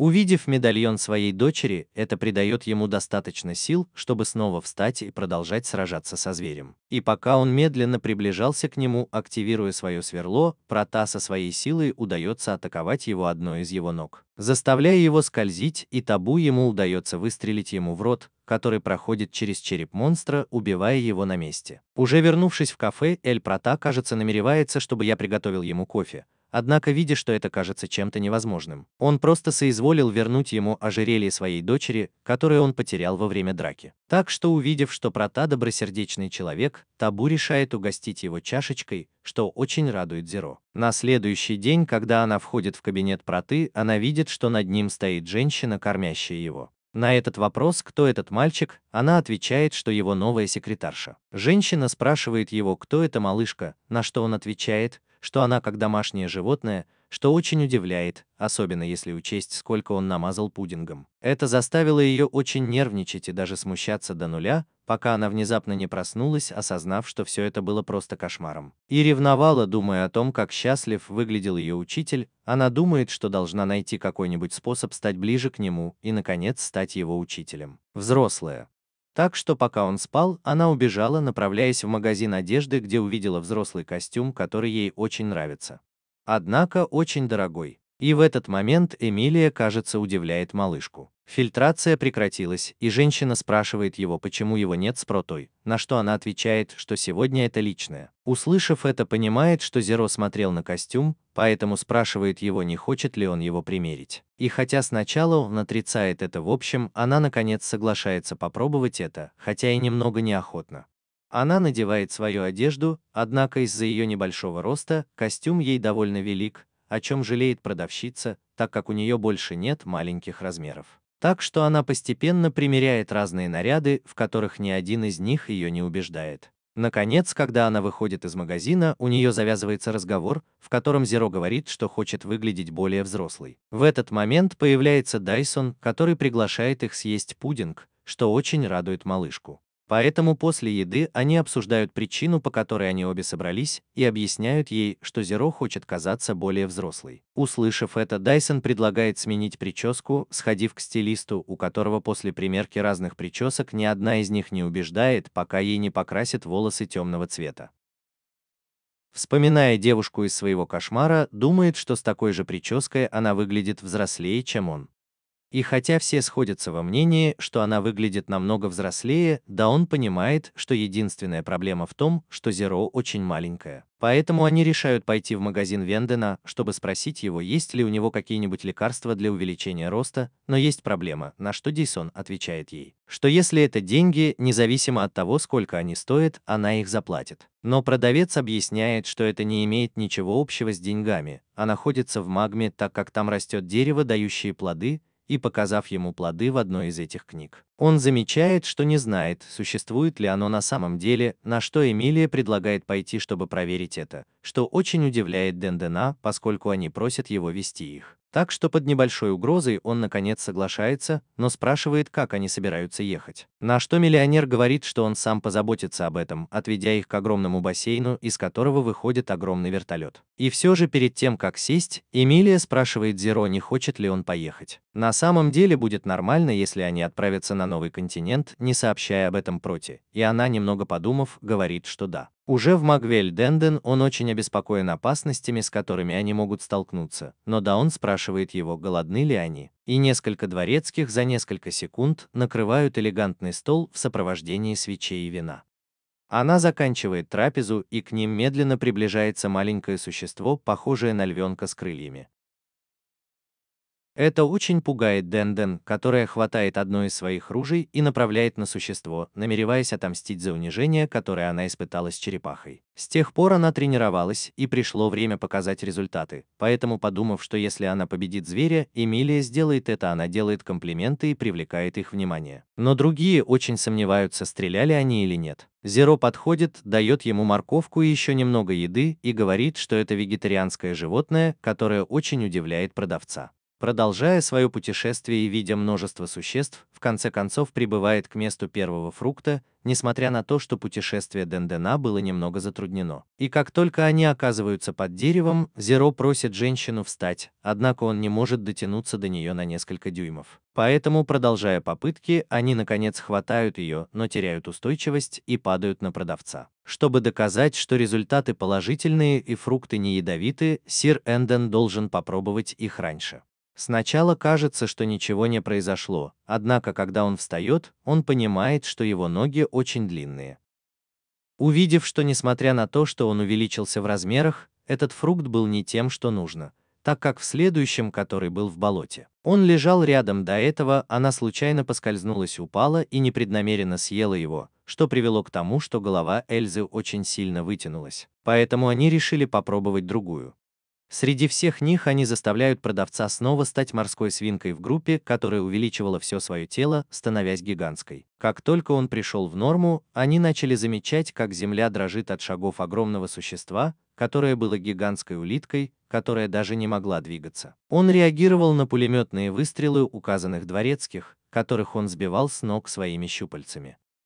Все начинают готовиться к битве с ним, пока Денден не выстрелит в него из арбалета и стрела не отлетит, показывая нам, что монстр был действительно жестоким. Зеро со своим дроном пытается отвлечь его, но гигантская улитка выпускает своего рода споры, из которых вырастают растения, которые создают новые формы. Клетки вокруг них, оставляя их в ловушке очень уязвимыми. В тот момент, когда казалось, что улитка собирается их съесть, из одного появляется прота, наносит ему удар и подбрасывает в воздух. Однако улитка возвращается в атаку, так что этот просит его убраться оттуда, пока он разбирается с монстром. Так что пока они оба сражаются, остальные ищут способ выбраться из своей клетки с растениями и говорят, что единственный вариант – это снова взять растущие плоды. Денден отказывается, но его заставляют. Прота из-за того, насколько сильным было чудовище, не смог победить его. Но на расстоянии продавец стал гигантом, уничтожив растение и съев еще один фрукт, от которого у него сильно выросли ноги. Он сильно пинает улитку, и хотя она теряет равновесие и падает, но в довершение всего его заставляют съесть последний из фруктов, который вытягивает голову и ударом головы переворачивает улитку, чем Прота пользуется, чтобы дать ему удар. Мощный удар по его слабому месту, заканчивающийся боем. Вернувшись домой, Эмилия, Даун и Денден прощаются, в то время как Зеро извиняется перед своим учителем за то, что пошел в Магмель, не предупредив его, объясняя, что это потому, что он хотел найти вещь, похожую на книгу, которая была у продавца. Поэтому Прота говорит ему о том, что она была в Магмеле. Она дала его ему, и, конечно, это подделка. Несмотря на то, что Зеро собирался рассказать ей о том, что, как он написал в книге, на самом деле произошло, он просто говорит ей, что в следующий раз она возьмет его с собой. На что она явно соглашается, думая, что им было очень весело во время поездки. Несколько дней спустя Прота сражается с каким-то динозавром, и после того, как он создал меч с помощью своих способностей, он покончил с ним. Позже пара благодарит его за то, что он выполнил их заказ, и он уходит, чтобы его поздравили с нулем за хорошую работу, так как им нужно было хорошо заплатить из-за того, что они сделали. А в холодильнике уже остался только кетчуп. После этого Прота говорит, что сегодня вечером они будут ужинать стейком, но его ученик говорит ему, что так увлекаться нехорошо, поэтому в конце концов они решают поужинать крокетами, так как они хорошие и дешевые. Разговор прерывается смехом на заднем плане, который удивляет Прота, который, когда отправляется на расследование, обнаруживает человека, играющего с двухголовой змеей, которая обвивается вокруг Господа и щекочет его. Несколько сбитый с толку Прота спрашивает его, что он делает, на что тот объясняет, что изучает экологию живых существ в этом районе. Поскольку Магмель – это место, где каждый день встречаются новые и неизвестные существа, и после сообщения, что змея не опасна, даже агрессивная, это не уходит. Вот когда мужчина представляется как Роберто, и как раз перед тем, как пожать ему руку. Он удивляется, как стальная стрекоза, которая объясняет, что если это хищники, они пытаются их съесть. У него болит рот из-за твердости его тела, твердого как алмаз, чтобы потом увидеть наземную рыбу, которая объясняет, что она эволюционировала, чтобы ходить и развивать легкие. Пока Прота и шокированные говорят о том, что мальчик, несмотря на то, что он несколько странный, видно, что он предан животным. В этот момент Роберто просит Прота последовать за ним, так как он собирается показать ему его любимое место. По прибытии туда оказывается, что это гигантское дерево с висящими на нем гнездами, и на одном из них есть 3 птенца очень необычной птицы. Поэтому мужчина подходит и показывает ему свое любимое место. Он кормит их. В этот момент похожее на динозавра существо с цветочной головой привлекает внимание Роберто, который направляется к животному, не зная, о чем идет речь. Однако Зеро быстро реагирует, останавливая его, когда это чудовище выпускает какой-то газ, в то время как Прота создает стрелу, чтобы ранить животное. Пусть животное отступит, мяч, который, кажется, привлекает его внимание, так как он преследует его, и вентилятор для выпуска газа. Когда ты спрашиваешь Роберто, в порядке ли он больше беспокоится о цыплятах. С другой стороны, недалеко отсюда двое мужчин по имени DJC и Baby Fat, у которых есть камера, снимают видео, рассказывающее о сегодняшнем плане игры в дартс, показывающий какого-то грызуна, привязанного к дереву, с яблочком на груди, которые держатся друг за друга.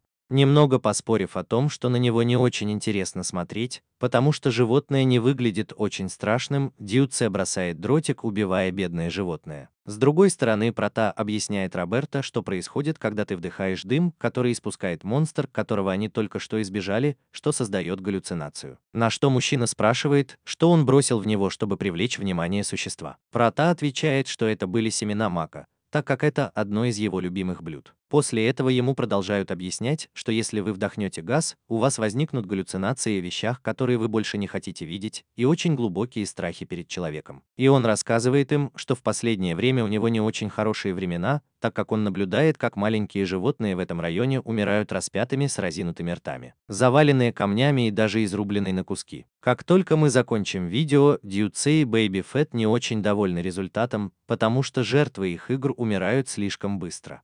В этот момент они видят несколько привлекающих его внимание птиц, поэтому они преследуют их, пока не доберутся до дерева, на котором явно находится гнездо. Поэтому диджею приходит в голову идея снять видео, в котором они поджигают дерево, так как это наверняка привлечет к ним много-много посетителей. И после того, как они поливают гнезда маслом, они поджигают их. На расстоянии Роберто и Эль Прота видят большой столб дыма. Поэтому они бегут к месту происшествия, в то время как двое ютуберов снимают, как горит дерево несколько минут спустя, когда они наконец прибывают. Дерево уже полностью обожжено, и это очень беспокоит беспокоит Роберта, когда он видит, что его любимые птенцы сгорели дотла. И он вспоминает, когда впервые нашел их, когда их гнездо упало, привязав его обратно к дереву, чтобы они могли выжить. В этот момент Прота сообщает человеку, что пожар был вызван, поскольку если дерево сгорело так быстро, это не могло быть вызвано естественными причинами. Почти что за этим он приказывает Нулю осмотреть местность, пока человек встает. Пока диджей и Бэби Фэт обсуждают, насколько это было опасно, но захватывающе, и насколько хороша будет запись. Роберто продолжает оплакивать себя, и Зеро находит канал поджигателей, чтобы затем найти их поблизости. Когда Прота сообщает ему об этом, он спрашивает его, что он будет делать, поэтому жертва ярости достает из рюкзака нож и решает за них. Когда они наконец встречаются и он спрашивает их о причинах, они пытались немного уклониться от темы разговора, однако Роберто продолжает говорить о том, о чем они думают. Что они их обнаружили и что именно они убили бедных птиц, и Дьюце говорит, что в магме нет животных, только монстры. На что Роберто объясняет, что это птенцы, потерявшие своих матерей, и что им очень трудно выжить в такой среде, так как у них очень много врагов. Тем не менее, ютубер продолжает оправдываться, говоря, что другой враг, поэтому то, что произошло, было чем-то неизбежным. Чтобы затем попытаться заставить человека почувствовать себя ужасно, спросив, ест ли он мясо. Поскольку было бы лицемерием защищать одних животных, в то время как он ест других, заставляя их так себя чувствовать. Он все больше и больше злится, говоря им, что они не должны лишать себя жизни из-за глупых игр, на что Дьюце продолжает насмехаться. Постепенно этот аргумент заставляет Роберта чувствовать себя все хуже и хуже, пока ютубер не продолжает говорить, что нет проблем, если он убьет одну или двух птиц, что довольно легко сделал бы любой. И увидев, что рядом с ним была масляная ящерица, он тоже решает поджечь ее своей зажигалкой, так как думает, что она наверняка будет очень хорошо гореть. После этого мужчина набрасывается на диджея, когда тот начинает его бить и просить его извиниться перед всеми. Этот действительно напуганный просит своего партнера о помощи, но в этот момент Роберто достает свой нож и снова требует, чтобы они извинились, и напряжение начинает нарастать. Пока его не порежут внезапно, когда Прота показывает им неповрежденную ящерицу, которая объясняет, что они не горят. А потом он пугает Бэби Фэт, говоря, что теперь, когда они его приготовили, они должны съесть его, на что он в ужасе убегает. Теперь, когда ютубер остался один, Роберто в последний раз снова требует от него извинений, готовясь нанести ему удар ножом, но его останавливает Джастис. Прота, который говорит ему, что ему не нужно становиться таким же человеком, как они, кроме того, что им нужно бежать оттуда, так как приближается гораздо больше монстров. Сказав это диджею, если его привяжут к скале, а Прота скажет Роберто, что он тот же заводной монстр, что и раньше. И несмотря на то, что ютубер требует, чтобы они его отпустили, они просто уходят, попрощавшись, в то время как дрон привлекает маковое семя рядом с этим. Как только существо приближается к диджею, он смеется над тем, что монстр такой маленький, однако этот, когда ты распыляешь, заставляет его увидеть свои самые большие страхи. В то время как явно на расстоянии Роберто и Прота наблюдают за ним. И когда мужчина спрашивает его, что они будут смотреть на мальчика, он просто отвечает, что у всех нас есть вещи, которые не очень страшны, поскольку вернувшись в нулевой город. Он рассказывает ей, что загрузил видео, унижающее диджея и Бэби Фэта, на их канал, и этот канал стал по-настоящему знаменитым. Так что из-за стыда они больше не будут появляться на публике, не говоря уже о том, чтобы делать что-то подобное. Вещи такого рода. Роберто говорит ему, что в тот момент он думал, что убивать это нормально, но благодаря ему он понял, что так высокомерно говорить о жизни нехорошо, и благодарит его за его помощь. После этого он уходит, пока Прота разговаривает со своим учеником в вертолете и говорит ему, что сегодня на ужин должен быть стейк. На что тот сзади говорит ему, что ему не следует так волноваться. Он отвечает, что это была шутка и что с крокетами все будет в порядке. На следующую нулевую ночь ей в постели приснился кошмар, в котором, когда она проснулась, она была скована по рукам и ногам несколькими кандалами. И постепенно из длинного коридора послышались шаги, приближающиеся к камере, в которой она находилась, позволяя заглянуть между решетками лицо пожилого джентльмена, которое очень напугало девушку и безутешно просила остановиться под пристальным взглядом рыжеволосого парня примерно того же возраста. Старик вытащил пульт дистанционного управления, нажатие кнопки которого убило ее током. После этого она, наконец, по-настоящему проснулась в своей постели, но в равной степени была напугана, так как не могла выбросить из головы жуткую улыбку старика. Как вдруг услышала звук удара. И он идет расследовать убийство. Комната Прота. Ты видишь, что это просто потому, что он упал с кровати, но все еще спит. Это успокаивает ее, когда она вспоминает, как он дотронулся до ее головы, и после этого она автоматически возвращается ко сну. Утром она замечает, что ее учитель проснулся даже раньше нее, что обычно бывает довольно странно, и думает, что она буквально приближается к концу света. После небольшого разговора он говорит ей, что ей нужно уйти по делам, и оставит ее одну на весь день, на что она спрашивает его, не хочет ли он, чтобы я приготовила ему завтрак. Но поскольку мальчик спешил, он говорит ей нет. И это беспокоит гораздо больше, чем 0. После того, как Прота уходит, она видит странную отметку в календаре, поэтому решает остаться со своими друзьями, потому что она несколько расстроена, так как Прота никогда не говорил ей, куда идет. Они не видят ничего странного в том, что он встал рано и ушел не позавтракав. Однако Зеро объясняет ему, что на самом деле это что-то очень необычное. Так что буквально что-то должно происходить, поскольку он не встает рано, несмотря на многие уловки, которые он пробует. После разговора о том, какие причины могут побудить человека действовать так опрометчиво, Зеро вспоминает, что у него что-то было написано в календаре. Честер говорит, что это может быть что-то связанное с желанием, на что Эмилия спрашивает его, познакомилась ли она с ним, но она отвечает, что нет, так как Честер говорит, что это может быть связано с желанием, что когда она встретила Прота, его уже не было. Когда он спрашивает ее, как она познакомилась с мальчиком, она опечалена и вспоминает лицо старика, приказывающего поймать Проту и угрожающего убить ее электрическим током, если она не подчинится ему. Поэтому, схватив ее за шею, он начинает тискать. С нулевым ответом со стороны мальчика, вместо того, чтобы погладить его по голове и сказать, что теперь все будет хорошо, так как некий человек попросил ее найти и защитить. Все ожидали нулевого ответа, однако она просто сказала, что взяла его, что удивило всех за столом.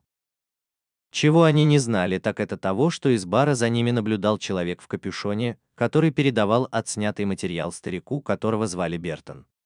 В этот момент выстрел привлекает всеобщее внимание, и оказывается, что это бэктендер, который есть не что иное, как бэктендер. Само табу. Он просит их молчать или уйти, в то время как со своей секретной базы Бертон начинает мобилизовывать все больше своих приспешников в капюшонах. С другой стороны, в Магмеле Прота прибывает в большой деревянный дом на дереве, в котором он жил вместе с Живанием. Она начинает все убирать и вытирает каждый уголок. И, наконец, когда она останавливается передохнуть, вспоминает прощание, которое она провела со своим учителем. Когда она спросила его, увидятся ли они снова, он ответил, что вероятно нет, но несмотря на это, она должна сдержать обещание защищать вечно на 0.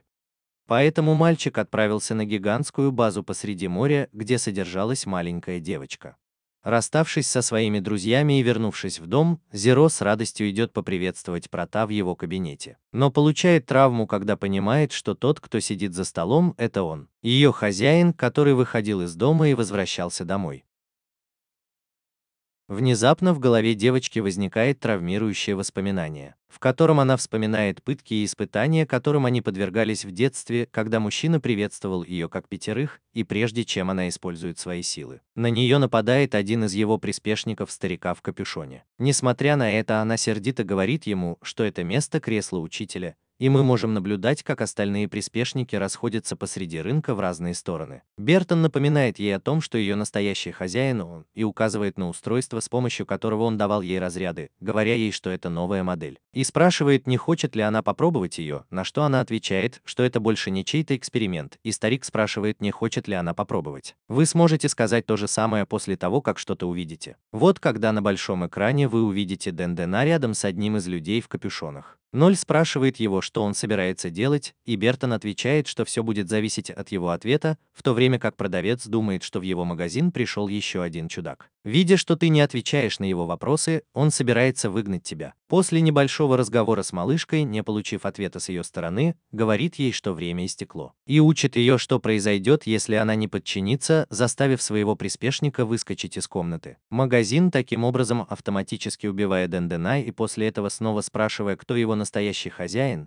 но увидев молодую женщину в шоке. Он решает снова побудить ее, показывая ей остальных своих друзей, к которым один за другим подходят остальные приспешники. И в последний раз спрашивая ее, кто ее настоящий хозяин. «Я люблю». Под угрозой уничтожения остальных ее близких, она отвечает, что он ее единственный хозяин. Все это происходит, пока Прата прибывает на своем вертолете в город. Когда он прибыл на свою базу, его ожидало видео, на котором был старик. Это заставляет его вспомнить, как он однажды спас ее, когда старик хотел, чтобы она сразилась с одним из самых опасных зверей на новом континенте, чтобы пробудить его силы. Однако, как только девушка собиралась напасть на существо, Прата вырвался из ее волос, получив непреднамеренный удар. Старик извинился за то, что запачкал ее комнату и забрал девушку, в отместку научив ее, как ее друзья в опасности.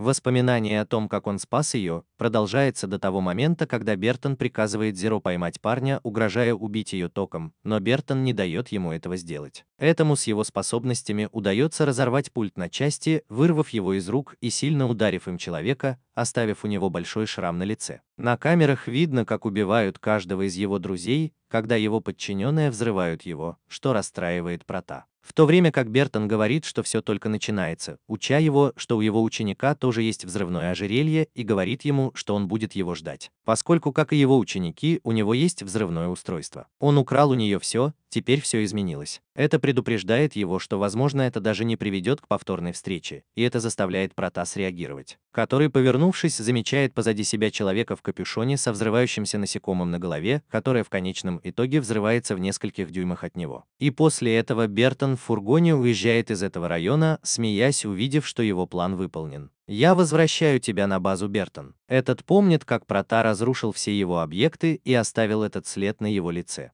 Теперь, когда его эксперимент вернулся в его камеру, он начал вспоминать все испытания, которым он подвергал малышку, с намерением активировать ее способности Лактора, приняв решение использовать его в своих целях. Боль и отчаяние как спусковой крючок теперь, когда у малышки не хватило сил, чтобы затем активировать свое устройство и дать ей огромный толчок. Вернувшись в настоящее, нулевая опустошенная просто хочет снова быть рядом со своим учителем. И она начала беспокоиться о том, в порядке ли он, молясь и пытаясь заставить себя поверить, что если она все еще жива, я пойду и спасу ее. После этого ей подают еду через небольшую щель в стене, так что она с любопытством решает выглянуть, чтобы посмотреть, что там на другой стороне. Видя, что за решеткой заперто еще несколько парней примерно ее возраста. Именно тогда она узнает Року, парня, которого она видела там раньше, и который немного зол на нее, так как она говорит, что к ней всегда относятся очень по-особенному.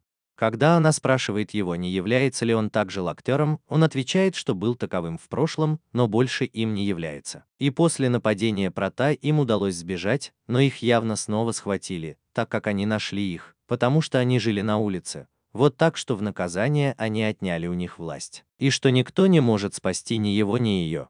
Но Зеро отвечает ей, что ее учитель придет ее спасать, что явно заставляет мальчика смеяться. Через несколько секунд приходят люди в капюшонах, чтобы забрать его. Старик, который находится в его кабинете, наблюдает через камеры, как Проте удалось избежать нападения, и думает, что все, что он сделал, было ошибкой. Впереди будет очень весело. Вот как нам показывают, как Прата смог спастись, создав перед собой большой щит. Несмотря на то, что получил несколько ушибов, сумел сбежать из здания на вертолете и теперь направлялся спасать свою драгоценную подругу. После этого Роквелла отвезли к Бертону, который благодарит его за чудесный подарок, который ему подарили, явно имея в виду его способности. И теперь, когда они больше не приносят пользы, он хочет, чтобы ему оказали последнюю услугу. Именно в этот момент большая стеклянная пластина разделяет их обоих. И из некоторых устройств выходят насекомые, которые в конечном итоге садятся на головы молодых людей, цепляясь за них как за жало. Крики боли пугают Зеро, который он слышал из своей тюрьмы. Уже ночью на морскую базу Бертон прибывает Прата, который замечает его присутствие, будучи предупрежденным камерами, и связывается с Зеро, рассказывая ему, как он умер, ваш учитель.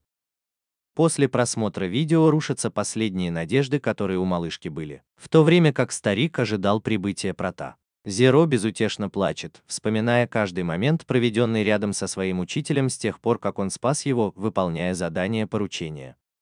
И он думает обо всем, чему научился, и мне нравится быть рядом с ним. Оказавшись на базе, Прата проникает очень скрытно, пока над ним не начинают нависать огромные трубы. Но, к счастью, он уклоняется от них, пока не добирается до комнаты, где их ждали люди в капюшонах. В этот момент с потолка спускается экран, на который проецируется живое видео Бёртона, объясняющее ему, что у его подчиненных есть тот же механизм, что и раньше. И когда Прата спрашивает его, почему он решил довести все это до конца, старик отвечает ему, что ему нужно время, чтобы подготовиться заранее. Его вина в том, что он так много разрушил, когда вы виделись в последний раз. Они оба продолжают разговаривать, пока старик не говорит ему, что теперь он намного сильнее. Однако, похоже, это не имеет значения для Праты, который спрашивает его, где его подруга, на что Бертон отвечает, что она в соседней комнате. Однако ему не обязательно знать что-то подобное, но Прата продолжает спрашивать об этом снова и снова, пока у него не заканчивается терпение человека, который приказывает своим подданным покончить с ним. Один за другим они набрасываются на него с намерением поймать, однако из-за своих способностей он избегает их всех,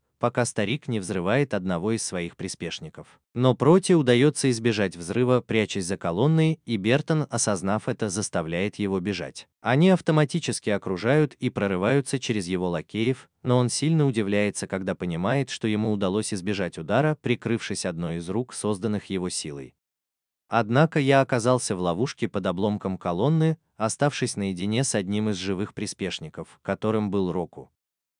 Прата, нанесший быстрый удар своим мечом, сумел снять с него ошейник, думая, что таким образом остановит взрыв. Однако Бертон отвечает ему, что больше нет, это был способ обойти это, включившись в насекомое на его голове, что закончилось большим взрывом, в результате которого Прата ударился об одну из опор. Именно тогда старик входит в комнату и видит, что Прата полностью ранен. Однако ограничивается тем, что повторяет вопрос о том, где его подруга, и после того, как он встает, своей силой создает меч, который направляется к старику, который внезапно пронзает его ногу от парня с другим мечом, показывая, что теперь у него тоже есть сила Лактера. И теперь, когда у него есть эта сила, он намного сильнее. После этого нам показывают, как он получил свои силы, передав их Року, чтобы затем убить своего подданного. Он также рассказывает Проте, что даже собрал 58 лактеров, чего было недостаточно, так как он такой сильный. Это делает его идеальным противником, чтобы испытать свою новую силу. Итак, после небольшого разговора, в котором они бросают друг другу вызов, чтобы узнать, кто сильнее другого, Прата встает и создает в своей руке гранату. Однако Бертон останавливает его, рекомендуя, что у него есть пульт, который может привести в действие взрывчатое вещество его подруги, и напоминая ему о том, что он должен быть в безопасности, что он раньше отрезал то, что у него очень близко. И для такого новичка, как он, необходимо преимущество, чтобы он был справедливым, нажимая кнопку, заставляя воротник оторваться от земли. Взрыв пугает до нуля, который все еще жив в своей камере. В то время как старик говорит Проте, что он действительно относится к этому серьезно. Он продолжает бить молодого человека и, посмотрев на его меч, думает, что если бы он использовал его, он бы слишком быстро покончил с этим. И на самом деле он хочет получить от этого удовольствие. Поэтому он превращает свой меч в биту с шипами и начинает приближаться к Проту. Этот бьет его, но, нанося удар по поясу с инструментами мальчика, промахивается, однако на этот раз повторяет движение. Если, нанося ему мощные удары и один за другим, он начинает подметать пол с ним.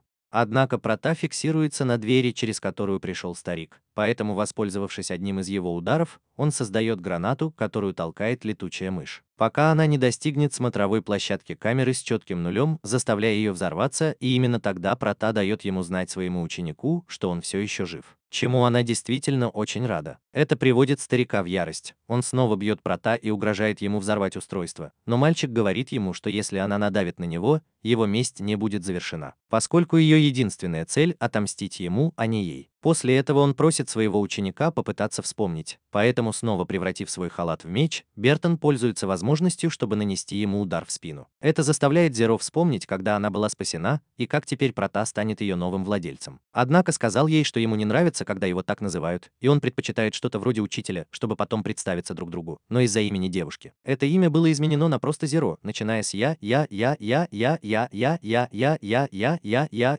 таким образом, ваша новая свободная жизнь. Бертон, видя, что Прата ничего не делает, сказал, чтобы она освободила своего друга в обмен на то, что он встанет на колени. Услышав это, девушка из другой комнаты вспомнила, как она преклонила колени перед стариком, умоляя его о пощаде. Так что из-за бессилия ничего не делать и видеть, что ее учитель вынужден это делать. И вспомнив, как он подвергал себя опасности, чтобы спасти ее, она активизировала свою деятельность. Иметь возможность разозлиться и освободиться от оков и устройства, которое его удерживало, чтобы направить атаку на дрона, тем самым остановив удар, который он собирался нанести Бёртону. И после этого Прота создает одну из своих гигантских рук, которая бьет старика, оставляя его полностью нокаутированным и на полу. И после того, как он снова оказывается рядом со своей ученицей, она извиняется за все возникшие проблемы, и это напоминает ему о том, что он обещал защищать ее всю свою жизнь. Поэтому он говорит ей, что она должна уйти, так как они очень голодны. Однако с высоты наблюдателя старик снова уже стоя говорит, что они еще не закончили, и съев какой-то фрукт, он значительно повышает свою силу. Но что-то в его теле начинает подводить его, и он падает со смотровой площадки на пол камеры, чтобы затем превратиться в бесформенное существо, которое нападает на них, и она начинает обмен ударами, который прекращается, когда Прота отрубает ей голову.